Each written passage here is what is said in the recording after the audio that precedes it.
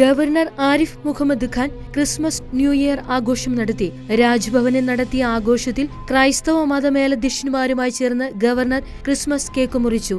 മലങ്കര കത്തോലിക്ക സഭ major archbishop കർദിനാൾ മാർ ബസേലിയോസ് ക്ലീമിസ് കാത്തോലിക്ക ബാവ, Changanassery archbishop Mar Joseph Perumthottam, Thiruvananthapuram ലത്തീൻ അതിരൂപത archbishop doctor Thomas J Netto, Mavelikara bishop Joshua Mar Ignathios, Yakobaya സഭ മെത്രാപോലിത്തൻ trustee Joseph Mar Gregorios, Mathews Mar Silvanos, Rashtradeepika limited managing director father Mathew Chandran Kunnel, Deepika chief editor reverend doctor George Kudilil, chief secretary V P. Jo, DGP Anil Khan തുടങ്ങിയ സാമൂഹിക സാംസ്കാരിക മേഖലയിലെ നിരവധി പ്രമുഖർ പങ്കെടുത്തു. ആഘോഷ പരിപാടിയിലേക്ക് ക്ഷണമുണ്ടായിരുന്നെങ്കിലും മുഖ്യമന്ത്രി ഉൾപ്പെടെ മന്ത്രിമാരും പ്രതിപക്ഷവും സ്പീക്കറും ചടങ്ങിൽ പങ്കെടുത്തില്ല.